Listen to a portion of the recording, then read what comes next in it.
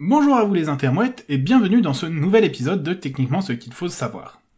Les êtres vivants sur Terre sont incontestablement sujets à l'alternance jour-nuit pour régler leur vie. Certains sont diurnes et vivent en journée à l'heure où la luminosité leur permet de trouver facilement de la nourriture, des partenaires sexuels, tandis que d'autres sont nocturnes et vont alors développer des stratégies diverses pour appréhender leur environnement sans la lumière solaire. Mais dans notre lignée, nos ancêtres ont cherché depuis longtemps à s'affranchir des contraintes liées au cycle circadien. C'est semble-t-il Homo ergaster qui fut le premier à utiliser le feu, et depuis la lignée humaine semble avoir appris à garder et à entretenir, puis plus tard à créer du feu. Je vous propose donc dans cet épisode de voir les grandes pages de l'évolution de l'éclairage au cours de l'histoire, afin de briller en société et en pleine nuit. Bien entendu, la plus vieille technique d'éclairage pour l'humanité est l'utilisation du feu. Si de nos jours nous avons à notre disposition de nombreux moyens afin de créer du feu, ce n'est que très récemment, à l'échelle humaine, que ces technologies sont apparues. Même si son histoire s'est perdue à jamais, la domestication du feu préfigure la volonté de notre espèce à vouloir maîtriser son environnement et à inverser son rapport de force avec la nature. Les premières traces retrouvées datent de 1,7 million d'années, et il semble logique que nos ancêtres aient dans un premier temps récupéré du feu à partir d'une source naturelle, comme par exemple un incendie, et développé une foultitude de techniques pour l'entretenir, et le fait de le nourrir pour le maintenir pourrait être à la base des premières croyances religieuses et spirituelles, puisque les offrandes terminaient généralement sur un bûcher. Le feu est une source de lumière aux multiples dangers, car sa chaleur et ses fumées ont vite fait de vous brûler sévèrement ou de vous intoxiquer. Mais le feu se révélera également être un allié sans commune mesure pour nos ancêtres. Les animaux ayant instinctivement peur du feu, il permet donc de les faire fuir et d'éviter des combats dont les taux de mortalité friseraient la stratosphère. Mais il est également une source de chaleur permettant de résister aux hivers rudes et permet également de cuire la nourriture, ce qui facilite la digestion de cette dernière. L'utilisation du feu ne cessera de s'étendre au fil des idées et des découvertes. Il deviendra à la fois un outil agricole, lorsque les forêts seront brûlées pour être transformées en champs cultivables, technique encore utilisée de nos jours malheureusement et de façon récurrente en Amazonie, mais également un outil de chasse puisqu'une fois les forêts brûlées, il ne reste plus qu'à ramasser les animaux morts durant l'incendie, et il sera logiquement détourné pour en faire un châtiment en cas de crime ultime. Plusieurs millénaires de créations successives permettront aux hommes d'utiliser la chaleur du feu pour faire tourner des machines. Si vous pensez par exemple aux vieilles locomotives lorsque l'on parle de machines à vapeur, vous avez raison, mais la création de ces dernières est bien plus vieille que ce que l'on pense. La plus vieille trace de machines à vapeur date de l'Antiquité grecque, où les scientifiques avaient appris et se transmettaient de génération en génération les secrets de son utilisation. Ainsi, au 1er siècle de notre ère, Héron d'Alexandrie créa même un système utilisant la chaleur d'un feu sacrificiel pour ouvrir les portes du temple, faisant alors penser à un miracle où la divinité, acceptant l'offrande qui lui est faite, ouvre la porte afin de recevoir cette dernière.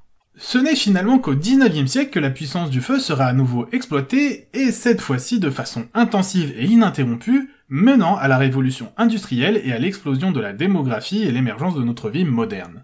Le feu restera incontestablement la source de lumière la plus ancienne de l'humanité, et il sera utilisé sous des formes différentes, puisqu'en plus de simplement brûler du bois, la lampe à huile ou à graisse, ou encore les bougies seront utilisées pour pouvoir le transporter en petite quantité et avec un danger très réduit et maîtrisé. De nos jours encore, malgré les progrès technologiques, le feu est utilisé pour nous chauffer, cuisiner, faire tourner nos centrales électriques, ou comme arme de guerre, comme outil de gestion de nos déchets, ou comme vecteur d'éternité pour les âmes des défunts.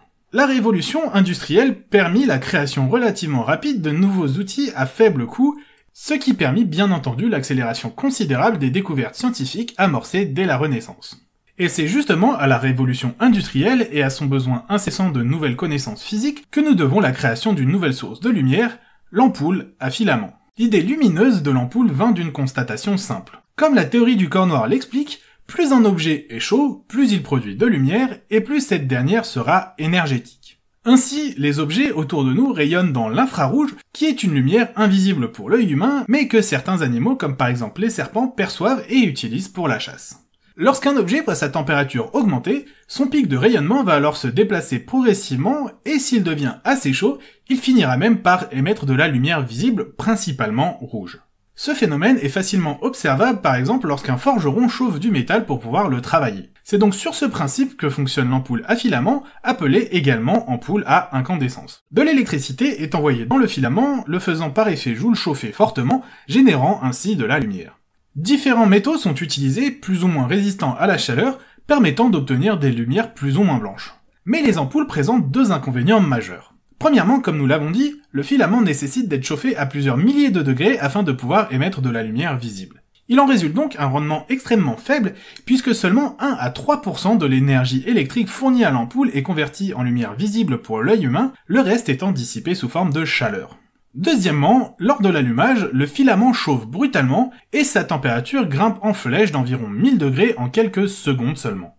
Cet échauffement tend à fragiliser davantage le filament à chaque allumage, augmentant le risque de le voir se rompre à la prochaine utilisation. Pour remédier à ce problème, il faut donc faire drastiquement baisser la température du filament afin que celui-ci ne se détériore pas au fil des utilisations. Mais les lois de la physique nous indiquent qu'il faut pour cela abaisser la température au point où le filament lui-même ne rayonne plus de lumière visible, ce qui est très gênant lorsque l'on cherche justement à produire de la lumière visible. Si le filament n'est plus lui-même en mesure de produire de la lumière visible, il peut toujours être couplé à un second système qui lui sera en mesure de produire cette lumière tant recherchée. En réutilisant une technique plus ancienne encore que la lampe à incandescence, les ampoules à gaz vont véritablement voir le jour ainsi que tous leurs dérivés. Leur principe de fonctionnement est très proche de l'ampoule à filament, mais leur fonctionnement est relativement éloigné de ce dernier. L'ampoule est constituée d'un gaz à faible pression et de deux filaments situés à chaque extrémité de l'ampoule. Lorsqu'un fort courant électrique est appliqué entre ces deux filaments, les électrons vont alors passer de l'un à l'autre à travers le gaz. Et c'est justement ce qui est attendu puisqu'en passant dans le gaz, les électrons vont alors rentrer en collision avec les atomes de ce dernier, les excitant au passage. Or, un atome n'aime pas du tout être excité car cet état est bien moins stable que son état de base et il cherchera à tout prix à se désexciter en se débarrassant de cette énergie d'excitation sous forme lumineuse. Cette technologie possède deux énormes avantages comparés à l'ampoule à incandescence. La première est que comme ce ne sont plus des filaments qui produisent la lumière, ces derniers n'ont pas besoin d'être aussi fins, et comme en plus ils ne sont pas chauffés au-delà des 1000 degrés, ils n'ont presque aucune chance de se rompre. La deuxième est que, comme c'est justement un gaz qui est la source de lumière, il est possible de faire des mélanges de différents gaz ou de les utiliser sans mélange pour obtenir tout un panel de couleurs. De plus, les gaz n'émettant généralement que peu de lumière visible, les parois internes de ces ampoules sont tapissées de poudre au phosphore, augmentant de fait les possibilités de faire varier les couleurs de l'éclairage. C'est cette technologie, sous forme de tube néon, qui fera d'ailleurs la renommée de Las Vegas. La ville aux 1000 casinos va alors profiter de cette nouvelle technologie afin de créer des enseignes aux formes et couleurs plus folles les unes que les autres, afin d'attirer toujours plus de clients prêts à casser leur tirelire dans l'espoir de devenir riches. Mais cette technologie reste néanmoins imparfaite sous deux aspects principaux. Le premier est que l'allumage d'un tube fluorescent nécessite une très forte décharge électrique, action qui est assurée par un circuit électrique spécialement dédié, le starter. Or ce dernier va au fil des cycles d'allumage se détériorer et n'est pas le seul élément à accuser les effets du temps qui passe. Mais de plus, les poudres tapissant l'intérieur des tubes et destinées à transformer une plus grande part de la lumière produite par les gaz en lumière visible par l'œil humain vont elles aussi se dégrader avec le temps et participer au vieillissement de l'ensemble. Au final, même si le tube fluorescent chauffe bien moins à l'usage que les ampoules à incandescence, il n'en a pas moins une efficacité plutôt mauvaise, mais arrive néanmoins à consommer environ 4 fois moins d'électricité que l'ampoule à incandescence pour fournir la même quantité de luminosité. La technologie dont nous allons parler est très proche d'un objet au fonctionnement totalement opposé, le panneau photovoltaïque.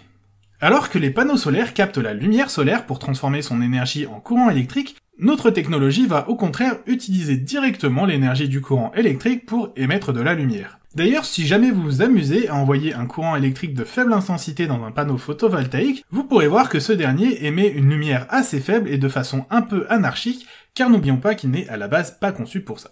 Ce phénomène n'est bien sûr possible que par l'utilisation d'un semi-conducteur, coûteux économiquement et technologiquement exigeant à fabriquer. C'est pour cette raison que, même si cet effet fut découvert au XXe siècle, il faudra près d'un siècle pour voir la technologie se démocratiser dans les diodes électroluminescentes, également appelées LED. Les raisons de son essor sont intrinsèquement liées à celui de l'ordinateur. Les deux technologies utilisent en effet des plaques de silicium extrêmement pures pour fonctionner. Si le silicium est plutôt simple à trouver puisqu'il est un composant principal des roches, le purifier est en revanche très énergivore et donc extrêmement coûteux.